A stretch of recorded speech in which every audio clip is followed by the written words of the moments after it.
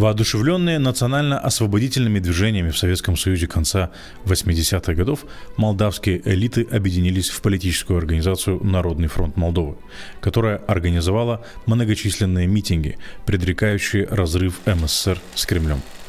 На протяжении всего 1989 года в Кишиневе проходили митинги с участием десятков и даже сотен тысяч человек, требовавших суверенитета румынского языка и латинского алфавита, а также объединения с Румынией. Неизбежный национально-освободительный процесс естественным образом охватил и гагаузов. Привет, друзья! Это новый выпуск Nocta Life History, который мы делаем совместно с доктором истории Штефаном Бежаном. Сегодня мы поговорим о пути, который был пройден от Гагаузской республики до Гагаузской автономии.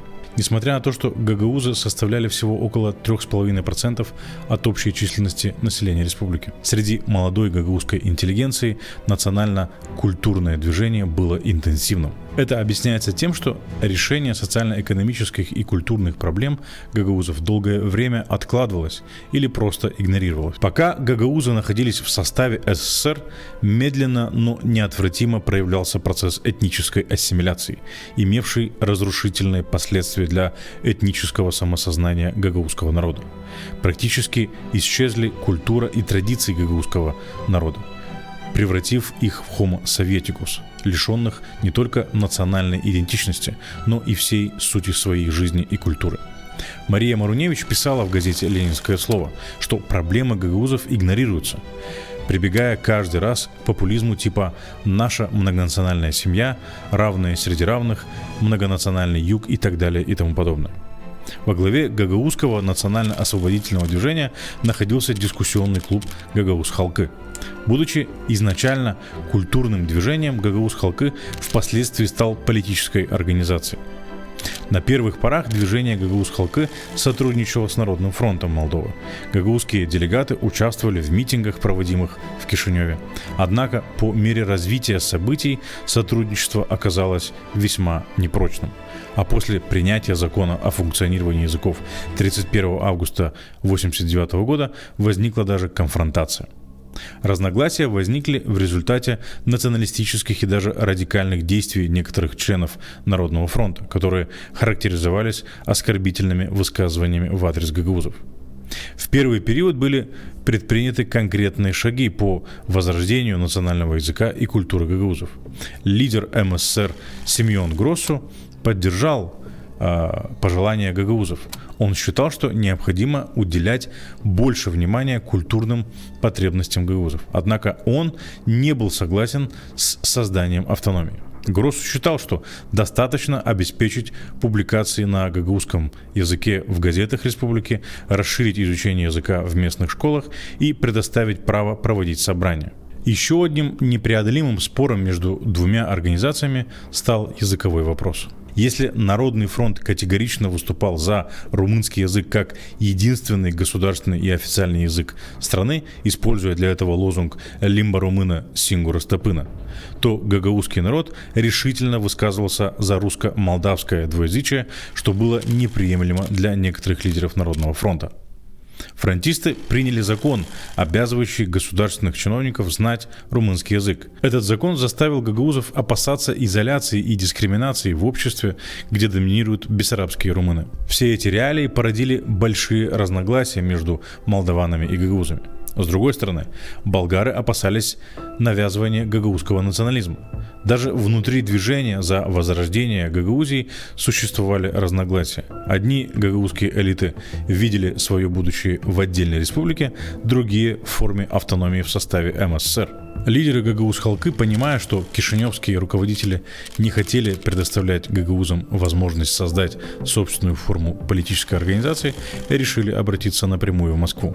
Гагаузы пользовались симпатией Геннадия Ануфриева, депутата Верховного Совета СССР от Ровненского региона. Ануфриев был гагаузом по происхождению и уроженцем Вулканешта. По просьбе некоторых гагаузских лидеров он направил обращение к руководителям съезда народных депутатов СССР, в котором выразил желание решить гагаузскую проблему путем предоставления территориальной автономии. В течение 90-го года разногласия между Кишиневым и Комратом еще более обострились, и лидеры Гагаузской Халкы проводили все более ожесточенную пропагандистскую кампанию в южных населенных пунктах республики. После принятия 23 июня 90-го года декларации о суверенитете Молдавской Советской Социалистической Республики гагаузы решили провести самостоятельную реорганизацию и 19 августа 90-го года приняли решение о создании Гагаузской республики в составе Советского Союза. А синий флаг с головой волка стал официальным флагом самопровозглашенной Гагаузской республики. На следующий день после этого события Верховный Совет МССР объявил образование Гагаузской республики незаконным, отменив решение, принятое на съезде в Комрате 19 августа. Представители Народного фронта Молдовы в парламенте потребовали аннулировать мандаты Степана Топола, Михаила Кендегеляна и других гагаузских депутатов в Верховном Совете МССР. Депутатам фракции «Советская Молдавия» удалось не допустить принятия этого решения. Для разрешения претензий гагаузов в Комрат прибыл министр внутренних дел Ион Косташ в сопровождении подразделений Министерства внутренних дел. Противостояние между молдавским и гагаузским руководством усилилось в 90-м году, особенно после 19 августа, когда была провозглашена Гагаузская республика. Премьер-министр Молдавской ССР Мирча Друк неоднократно осуждал гагаузское руководство, а правительство в Кишиневе объявило вне закона организацию Гагаузской Халкы. Столкновения между молдаванами и гагаузами не ограничились заявлениями и угрозами. 22 октября в Кишиневе на митинге представителей Народного фронта было объявлено о наборе добровольцев для организации кампании на юге, известной как «Поход волонтеров», с целью покончить с гагаузским сепаратизмом. Были созданы отряды молдавских добровольцев, которые, воодушевившись водкой, угнали автобусы из гаражей общественного транспорта в Кишиневе и отправились на юг. Профессор, автор монографий «Молдаване. Румыния, Россия и культурная политика» Чарльз Кинг считает, что так называемая «Южная кампания» была организована с молчаливого согласия кишиневских властей, а добровольцам был предоставлен транспорт. С этим согласился и тогдашний президент Гагаузской республики Степан Топал, заявивший, что молдавское руководство обещало уничтожить все гагаузские поселения. Поход волонтеров под предводительством Мирча Друка нанес серьезный урон последующим отношениям Кишинева и Комрата, обострив враждебность в молдавском обществе. Гагаузы, являясь преимущественно румынофобской этнической группой, с тревогой и даже страхом относились к перспективе воссоединения с Румынией. 3 периода румынского правления 1856-1878, 1918-1940 и 1941 по 1944 воспринимались как печальные воспоминания в их истории, и они были убеждены, что должны сделать все возможное, чтобы не пережить эти моменты снова. В то же время члены Народного фронта обвиняли гагаузов и болгар в незаконном заселении этих земель, в том, что они не получили согласия коренного населения на их заселение в начале XIX века, и что они должны либо подчиниться воле большинства, либо уйти. Напротив, гагаузы и болгары считали, что земля, на которой они живут, принадлежит им, и что они вправе сами решать, как им жить дальше. Причем они следовали идее, что юг Бессарабии или Буджакская степь была необитаема, и в этих условиях гагаузы могут воспользоваться историческим правом первопоселенцев. Очевидно, что гагаузы не хотели сдаваться и создали собственные военизированные отряды под названием «Батальон Буджак», организовав блокпосты на основных въездах в регион. Батальон Буджак поддерживался коммунистическими властями в Москве, которые через 14-ю армию, дислоцированную в Приднестровье, поставляли гагаузам оружие и боеприпасы.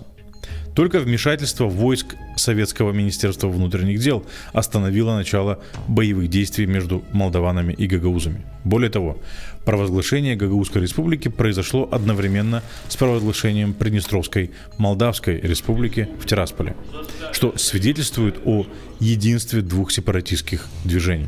Участие 14-й армии еще раз свидетельствует о непосредственном вмешательстве Москвы в эти внутренние конфликты. Осенью 90-го года 4500 вооруженных приднестровцев прибыли через Украину в Гагаузский регион, из которых 2000 были размещены в Камрате. Кроме того, по просьбе советского депутата Юрия Блохина в Чадырлунгу, Камрат и Вулканешты были переброшены части Болградской дивизии, а затем и подразделения войск МВД. Во главе гагаузских отрядов обороны стоял так называемый министр внутренних дел Гагаузской республики Иван Бургуджи, который не искал компромиссов и открыто выступал за применение силы. Батальон Буджак несколько раз вступал в конфликт с молдавскими войсками, дислоцированными на границе, а также с молдавской полицией, чем дестабилизировал ситуацию. В июне и июле 1993 года, в период сбора урожая, гагаузы совершили несколько рейдов в южные населенные пункты. Военизированные формирования имели стрелковое оружие, пулеметы, гранаты и так далее, и насчитывали около 600 человек. Однако ситуация на юге республики не идет ни в какое сравнение с положением на левом берегу Днестра, где сепаратистские власти развернули полномасштабную войну, используя тяжелое вооружение и бронетехнику, а также хорошо подготовленных солдат. Приднестровские сепаратисты призвали к этому и военизированные формирования в Гагаузии. Хотя Кремль и поддержал сепаратистские движения в МССР, он официально так и не признал провозглашение двух республик – 19 августа Гагаузской республики и 2 сентября Приднестровской Молдавской республики. В связи с этим Снегур отправился в Москву, где надеялся получить от Горбачева помощь в мирном урегулировании конфликтов. Но кремлевский лидер ответил резко и агрессивно, обвинив молдаван в сепаратизме. Откажитесь вы от сепаратизма. Если вы не выйдете из Союза, то у вас не будет нескольких республик, заявил Снегуру Горбачев. Кишинев с одной стороны и Тирасполь и Камрат с другой стороны заняли противоположные позиции по отношению к московскому путчу августа 1991 года. Если первый секретарь Коммунистической партии Молдавии Григорий Еремия осудил организованный переворот и разорвал связь с КПСС, то Смирнов и Топал с радостью восприняли попытки переворота в Москве, публично восхваляя его организаторов как спасителей советского государства и даже обещали в случае необходимости военную помощь. Это можно объяснить и тем, что на референдуме в марте 1991 года подавляющее большинство гагаузов проголосовало за сохранение Советского Союза. Провозглашение независимости Республики Молдова 27 августа 1991 года еще больше обострило противоречия между молдаванами и гагаузами. Воспользовавшись московским путчем, молдавские власти арестовали двух лидеров – Смирнова и Топола. Однако под давлением Москвы молдавская полиция была вынуждена их освободить. Похоже, что деятельность гагаузских и приднестровских лидеров направлял бывший первый секретарь Верховного Совета СССР Александр Яковлев. Сам Яковлев не раз хвастался тем, что он инициировал и поддерживал стремление сепаратистов Гагаузии и Приднестровья к реализации российской политики в Молдове. Отношения между кишиневскими властями и лидерами самопровозглашенной Гагаузской республики на протяжении всего 1991 года оставались достаточно напряженными. В середине 1992 года начались переговоры по проекту закона о статусе самоуправляемой территории Гагаузии. Переговоры должны были проходить в рамках двухсторонней комиссии. В отличие от элит левобережья Днестра, гагаузы не стремились к полному отделению от Молдовы, а всего лишь проводили политику, направленную против Народного фронта. Переговоры затруднялись яростным сопротивлением депутатов Народного фронта и неуступчивостью представителей Гагаузской республики. Политические споры, происходившие в Кишиневе в 1991-1993 годах, привели к консолидации антирумынских сил в молдавском парламенте, что способствовало ослаблению позиции Кишинева по отношению к Камрату. Сначала президентом Республики Молдова был избран Мирча Снегур 8 декабря 1991 года, а фронтисты были отстранены от управления страной, после чего в конце 1992 года было создано правительство национального консенсуса во главе с Андреем Сангеле. в которое не вошел ни один член Народного фронта. В 1992-1993 годах правительство Республики Молдова заняло примирительную позицию в конфликте с гагаузами, а Народный фронт подверг резкой критике политику компромисса президента Снегура по отношению к гагаузам. В последующий период Мирча Снегур и Андрей Сангели неоднократно приезжали в Камрад, где встречались с гагаузскими лидерами. Больше всего гагаузы опасались воссоединения Республики Молдова с Румынией, поэтому они заверили их, что объединение с Румынией не произойдет. Избрание в феврале 1993 года Петра Лучинского, убежденного противника воссоединения с Румынией, в качестве председателя парламента еще больше способствовало потеплению молдо-гагаузских отношений. В этом контексте были созданы благоприятные условия для реализации сценария, ведущего к мирному урегулированию гагаузского вопроса. Важный камень, фундамент будущих отношений мирного сосуществования между Кишиневом и Камрадом был заложен в 1993 году. В том году парламент Республики Молдова принял специальное постановление о создании парламентской комиссии по решению проблем восточных районов и населенных пунктов компактного проживания гагаузов в Республике Молдова. Согласно тексту постановления, комиссия была уполномочена взять на себя подготовку законопроекта об особом правовом статусе этих районов и населенных пунктов. Власти Кишинева начали переговоры с болгарами о статусе этой общины в составе гагаузской автономии. Совместная гагаузско-молдавская комиссия в итоге достигла соглашения по плану автономии региона. Этот план предусматривал полную культурную автономию и создание автономной администрации, состоящей из местных депутатов, избираемых со всей территории компактного проживания гагаузов. Со своей стороны гагаузы признавали суверенитет и территориальную целостность Республики Молдова, но при этом прямо оставляли за собой право на самоопределение в случае воссоединения Молдовы с Румынией. Это было одним из основных условий, выдвинутых гагаузскими представителями. На выборах в феврале 1994 года победила аграрно-демократическая партия, получившая 56 из 101 места в парламенте. После того, как аграрии заявили о своей поддержке независимости Республики Молдова, наступила оттепель и переговоры стали носить продуктивный характер. Мирча Снегур поддержал новое правительство, а также автономию для гагаузов. 1 апреля 1994 года новый парламент отменил закон, согласно которому для занятия официальных государственных должностей все аллолингвы должны были сдавать экзамен на знание румынского языка, а 7 июня был изменен государственный гимн, до тех пор идентичный румынскому. 27 июля 1994 года была принята новая конституция, провозгласившая постоянный нейтралитет Молдовы и неконституционность любой партии, выступающей против ее независимости. Статья 111 новой конституции устанавливала, что Гагаузия как автономно-территориальное образование с особым статусом является неотъемлемой и неотчуждаемой частью Республики Молдова.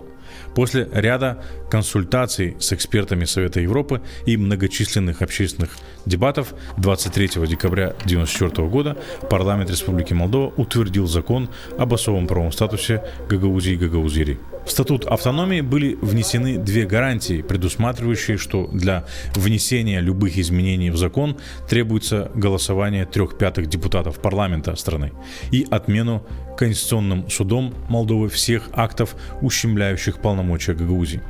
В законе также указывалось, что к Гагаузии относятся населенные пункты, в которых гагаузы составляют более 50% населения. Таким образом, допускалось включение в состав этого Гагаузия и населенных пунктов, где гагаузы составляют менее 50% населения, если жители этих населенных пунктов примут такое решение на референдуме. В связи с этим 5 марта 1995 года был проведен референдум в 36 населенных пунктах, где гагаузы составляют не менее 50% населения, или где треть жителей выступила с инициативой проведения референдума. В результате референдума была сформирована нынешняя структура Гагаузии. По данным переписи 2004 года, гагаузы составляли 82% от 155 тысяч жителей Гагаузии, болгары 5,1%, молдаване 4,8%, русские 3,8%, украинцы 3,2%. Села Тараклийского района, где в основном проживает болгарское меньшинство, решили не вступать в автономию. Также к АТО Гагаузия присоединились несколько сел, где гагаузское население не составляет 50%. К ним относятся Кирсово, село со смешанным болгар-гагаузским населением, Ферапонтьевка, где 57% населения составляют этнические украинцы, Русская Киселия, где проживают молдаване, гагаузы и украинцы, а также Алексеевка. 28 мая 1995 года на территории вновь созданной автономии состоялись выборы в местные органы власти. Гагаузский народ был призван проголосовать и избрать своего башкана и депутатов Народного собрания, а также выразить свое мнение по поводу выбора столицы АТО Гагаузия. В борьбе за пост башкана участвовали 4 кандидата. Степан Топал, бывший президент самопровозглашенной Гагаузской республики, Дмитрий Краитор, бывший председатель Чедерлунского района, Георгий Табунчик, бывший первый секретарь ЦК КПСС Камрадского района в период с 79 по 87 годы, и Михаил Кендигелян, бывший председатель Верховного Совета Гагаузской республики. Ностальгия по коммунизму сделала победителем в этой предвыборной гонке Георгия Табунчика, который выиграл во втором туре у Михаила Кендигеляна, получив 64% голосов избирателей, пришедших на избирательные участки. Георгий Табунчик был более умеренным в своих требованиях к Кишиневу, чем его основной оппонент Степан Топал и другой оппонент Михаил Кендигелян, и поэтому получил поддержку кишиневских властей и СМИ в ходе избирательной кампании. Помимо избрания Табунчика башканом, гагаузы избрали своих депутатов в Народное собрание Гагаузии, а Камрад был избран в качестве столицы автономии. В августе 1995 года молдавские власти амнистировали лидеров Гагаузхалкы. Тогдашний президент Республики Молдова Мирча Снегур назвал избрание первого башкана историческим моментом. Мария Маруневич считала создание АТО Гагаузия компромиссом, который устраивал всех в Молдове. В то время как решение гагаузской проблемы приветствовали некоторые внешние партнеры и назвали его одним из самых либеральных решений проблем меньшинства в европейской истории, другие эксперты отмечали, что ограниченные ресурсы, которыми располагают местные органы власти Гагаузии, дают им очень мало реальных возможностей для продвижения собственной культуры и языка. Друзья, это все, что мы хотели осветить в данном выпуске Noct Life History. Ставьте лайки и подписывайтесь на наш канал, чтобы не пропустить новые видео в рамках этого проекта. Увидимся через неделю. До свидания.